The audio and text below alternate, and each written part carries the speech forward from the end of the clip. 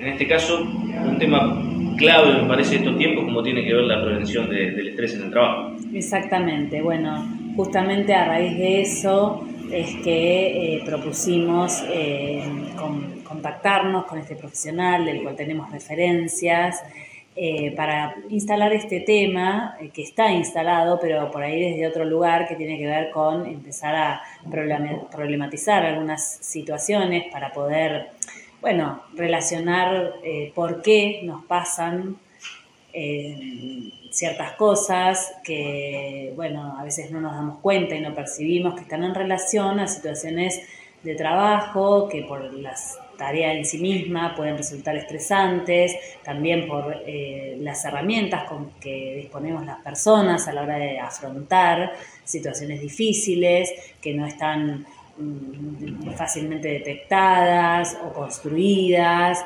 Entonces, bueno, en este sentido lo pensamos como una propuesta que instala el tema de esta forma, en términos de un objetivo también de la Secretaría de Salud para poder facilitar condiciones que, bueno, promuevan la salud. Por eso la charla se llama Salud Mental y Estrés Laboral. La idea es pensar, por un lado, los problemas que, bueno, son propios de situaciones de trabajo donde hay relaciones interpersonales, que inevitablemente generan situaciones de conflicto y a veces no sabemos cómo afrontarlas, a veces no sabemos separar cuestiones personales de cuestiones que atañen a la tarea, y también, bueno, cómo fomentar la promoción de la salud. En este sentido, el profesional que va a estar acompañándonos se propone generar un espacio que por un lado va a contar con una charla, una disertación, y por otra parte va a tratar de agilizar dinámicas de trabajo y de interacción entre los presentes para que tengan la posibilidad de contar, en la medida en que quieran, situaciones o hacer preguntas o poder resolver ciertas dudas. Y bueno, en este sentido, con esta dinámica, ya va a ser una intervención en sí misma la charla, ¿sí? Y pensaba en algo que dijiste al principio, esto de que por ahí uno no se da cuenta, te llevo también a tu rol como psicóloga además, digo, debe ser difícil que alguien vaya, suponete, a terapia porque está pasado de rosca con el trabajo, ¿no? O sea, es más probable que vaya por otras cuestiones y no por esa, ¿o no? Y sí, porque además nosotros vivimos en un contexto cultural donde se fomenta todo el tiempo la sobreadaptación y la sobreexigencia, entonces siempre hay ese forzamiento a la adaptación que está instalado culturalmente, que no está problematizado, y eso lleva a que muchas veces las personas atribuyan el problema a una cuestión individual, que sí, por supuesto, es importante poder revisar la propia singularidad y poder ver cómo uno a veces contribuye sin saberlo al agravamiento del problema por, bueno, cómo interpreta la situación, por cuestiones que tienen que ver con esto que mencionaba, que serían, bueno, herramientas, ¿no?, de afrontamiento para los problemas, pero también a veces tenemos que hacer una lectura de contexto. Y bueno, el ser humano tiene una condición particular que, digamos, es construido por un contexto y es constructor de contextos. Entonces, en este doble movimiento siempre tenemos que pensar que más allá de lo que hay, siempre tenemos la posibilidad y somos partícipes y artífices de esa realidad, porque la realidad humana es una construcción cultural. ¿Y quiénes son, digamos, la materia prima de la organización social? Las personas mismas. Entonces, en ese movimiento es donde podemos detectar cómo a veces, bueno, podemos dejar de contribuir a generar esas situaciones que nos generan padecimientos, ¿no? Y bueno, hay varios temas que se van a ir deslizando ahí en la charla misma, que la comunidad conoce hasta cierto punto, algunos más, otros menos, pero que están instalados en el discurso de la época, que es el burnout, por ejemplo, los problemas a veces de organización del pensamiento para orientar la atención. Por eso están tan en boga, por ejemplo, ciertas intervenciones que no son académico-científicas, que tienen que ver con favorecer, por ejemplo, el cese de pensamientos invasivos que obturan la capacidad de pensar o afectan, digamos, la situación emocional de la persona, estas técnicas de meditación, ¿no? Van por ese lado, ¿no? Entonces, bueno, también eso poder identificarlo, como en algunos momentos nos abruma en el trabajo. Y bueno, y toda la cuestión que tiene que ver con las relaciones interpersonales y la comunicación, porque las relaciones humanas se construyen hablando y porque se basan en sentidos que vamos construyendo y bueno, los sentidos los construimos comunicándonos. Y lamentablemente la comunicación, que es algo estructural de la realidad humana, constituyente de nuestra realidad, porque no somos seres solamente biológicos, somos seres biopsicosociales, culturales. Esto significa que hay símbolos, significados, valores, ¿no?, que nos constituyen. Bueno, lo que nos pasa es que tenemos este problema, que la comunicación es inherentemente fallida. ¿Por qué? Porque como existe la multiplicidad de sentidos, siempre hay lugar para el malentendido.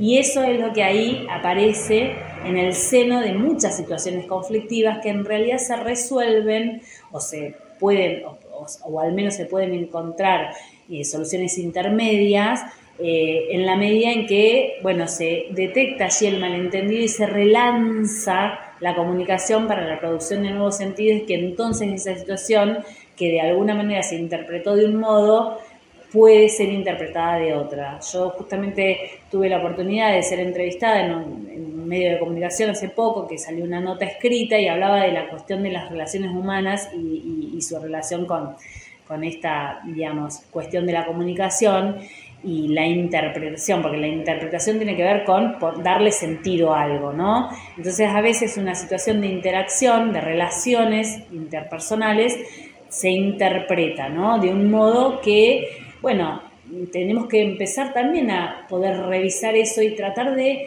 apaciguar, pacificar las relaciones. ¿Por qué? Porque muchas veces tendemos, por ejemplo, a poner a la otra persona en un lugar idealizado.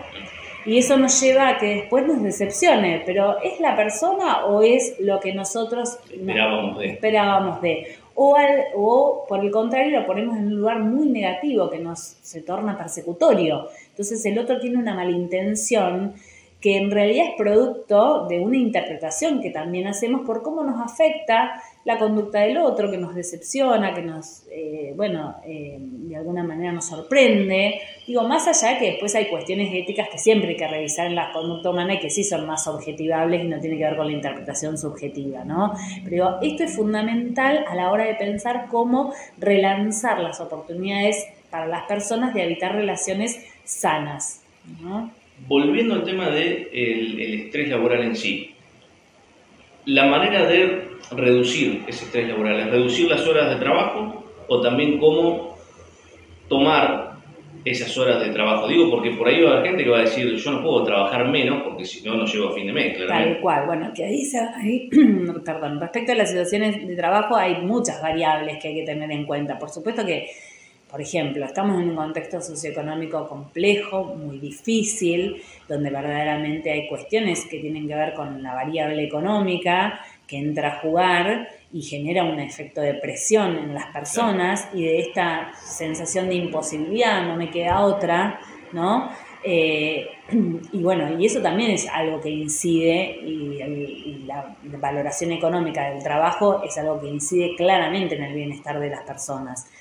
Y esta cuestión de la realidad misma de todos los días, que no alcance el dinero para necesidades básicas, es apremiante, angustiante, y por eso también se han incrementado muchísimo en este último tiempo los problemas de salud mental, ¿no? Como en toda época de crisis económica, ya lo hemos vivido en nuestro país, tenemos experiencias. Sí, casi de manera permanente, ¿no? También, claro, pero hay momentos más críticos que otros, porque cuando empiezan a correrse también lo que tiene que ver con las políticas sociales que sostienen y acompañan, que además dejan a la persona en un estado de indefensión, porque si vos no tenés la posibilidad de defenderte, si vos no tenés la posibilidad de recurrir al amparo de la protección de los derechos básicos inalienables, es mucho más apremiante y mucho más angustiante, ¿no es cierto? Entonces, bueno, esto colapsa en este tipo de situaciones con las que nos encontramos hoy de gran padecimiento. Entonces hay momentos críticos que se diferencian de otros, más allá de la situación económica del país, histórica en general. No es lo mismo, la cuestión, digamos, política que acompaña en ese sentido y que además también es generador de condiciones de crecimiento, porque si hay derechos inalienables como el derecho a la educación, el derecho a la salud, el derecho al trabajo, que nadie los protege ni nadie los cuida, generan esta sensación de desamparo, pero además realmente coartan en la realidad concreta de las personas oportunidades de salir de situaciones negativas y desfavorables. Y yendo a lo que va a ser la charla de mañana, ¿qué nos podés contar del profesional que la va a estar dando? Y si te parece también, recordar la invitación para la gente. Sí, por supuesto. Es un psicólogo que está justamente especializado en todo lo que tiene que ver con la salud laboral, que se dedica, además de su práctica clínica, a desarrollar encuentros, charlas, talleres con grupos de trabajo, a charlas abiertas a la comunidad y talleres con grupos específicamente de trabajo, que la idea es continuar con esta línea de intervención para después avanzar hacia ese tipo de propuesta. Y bueno, en ese sentido es que tenemos la oportunidad de contar con él, que nos vamos a encontrar en el club el miércoles a las 19 horas. Así que bueno, espero que todos puedan asistir, todas las personas interesadas en una problemática transversal, que bueno, para lo cual tenemos que entre todos empoderarnos como para, poder resolver estas situaciones que bueno, vos también me preguntabas, ¿no? La cantidad de horas. Sí, también tiene que ver con cómo uno transita, ¿no? A veces uno, esto que decía, por ejemplo, del pensamiento, a veces uno tiene una continuidad laboral que está enmarcada en una cantidad de horas y también en el logro de objetivos, de las tareas que tiene que cumplir, o la respuesta a la demanda constante por las características de esa tarea, como puede ser la atención al público. De todas maneras, existe la posibilidad siempre de, yo a veces lo menciono como recreos mentales, ¿no? Momentos donde uno puede tomarse una mínima pausa, ¿no? Y también mirarse, ver cómo transita el día, cómo está interpretando ese contexto, cómo también puede contribuir, ¿no? A veces estas demandas, con cierto apuro por las características de esta época, que todo hay que resolverlo ya y bien y sin error, ¿no? Todo ese conjunto de exigencias y de mandatos culturales tenemos que ponerlos en revisión y tenemos que volver a una realidad concreta, que eso no nos va a, digamos, disminuir la eficiencia y la calidad en lo que hacemos. Todo lo contrario, porque en la medida, el psiquismo tiene un límite, como el cuerpo, en la medida en que no lo cuidamos, no tenemos disponibilidad psíquica para la tarea, por ejemplo, ¿no? Afectivo-emocional y cognitiva, porque a veces hasta las personas refieren, yo tengo experiencia del consultorio, no puedo pensar, no doy más. Entonces, no